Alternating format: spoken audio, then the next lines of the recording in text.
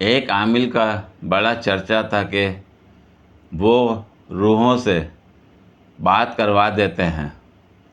ایک بچہ جو اپنی ہوشیاری کی وجہ سے محلے میں بڑا مشہور تھا، ان عامل کے پاس پہنچا اور نذرانہ پیش کرنے کے بعد کہا، میں اپنے دادا کی روح سے بات کرنا چاہتا ہوں۔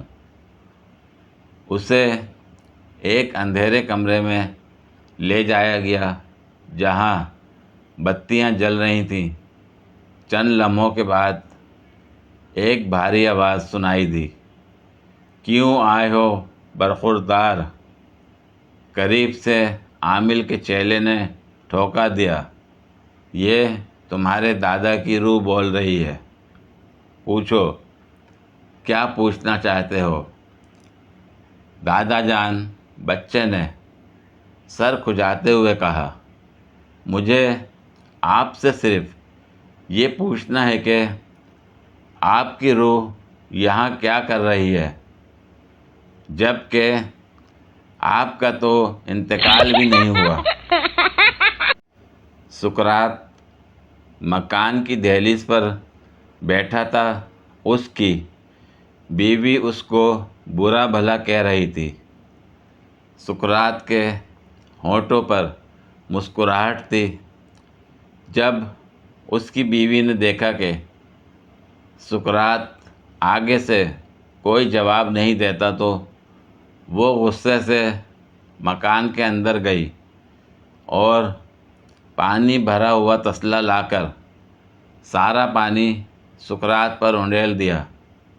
سقراط نے ہنس کر اپنی بیوی سے کہا، کیٹو، مجھے معلوم تھا بادل گرج رہے ہیں، بارش تو ہوگی۔ ویسے پاکستان خوشیوں کا ملک ہے۔ ہر 6 گھنٹے بعد بجلی آنے کی خوشی، بازار میں شاپنگ کر کے زندہ گھر آنے کی خوشی، پٹرول کی قیمت میں 6 روپے کے اضافے کے بعد 2 روپے کمی کی خوشی، لوکل بس میں سیٹ ملنے کی خوشی، اسی بس سے اتر کر موبائل جیب میں صحیح سلامت موجود ہونے کی خوشی، مسجد سے نکل کر چپل اپنی جگہ موجود ہونے کی خوشی، ٹریفک پولیس سے 100 روپے میں جان چھڑانے کی خوشی۔ ایک وقت تھا جب ہمارے گاؤں کے سب لوگ بس میں بیٹھ کر بازار جایا کرتے تھے۔ سڑک پر چلتی بس جب اپنا مخصوص ہارن بجاتی تو گھروں میں پتہ چلتا کہ پہلا ٹائم گزر رہا ہے۔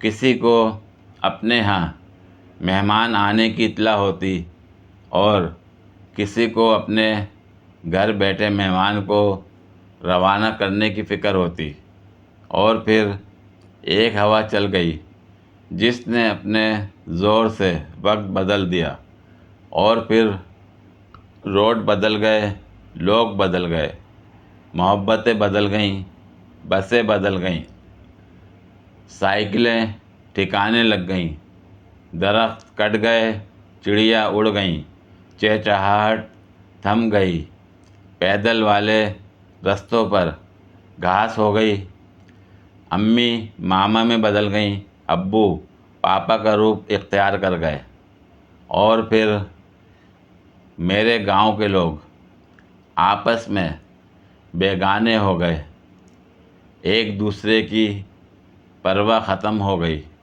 اور یوں ایک حسین زمانے کا اختتام ہو گیا۔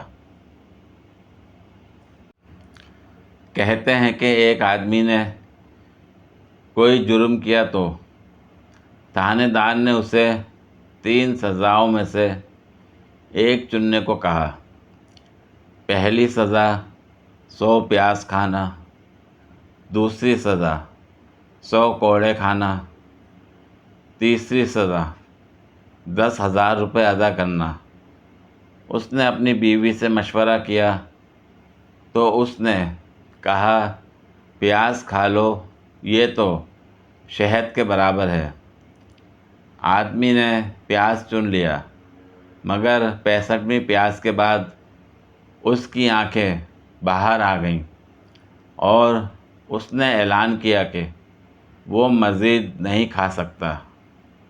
اس نے دوبارہ اپنی بیوی سے مشورہ کیا تو اس نے کہا اگر پیاز نہیں کھا سکتے تو 1 گھنٹے کا درد بہتر ہے۔ روز روز کے درد سے آدمی نے کوڑے چن لیے۔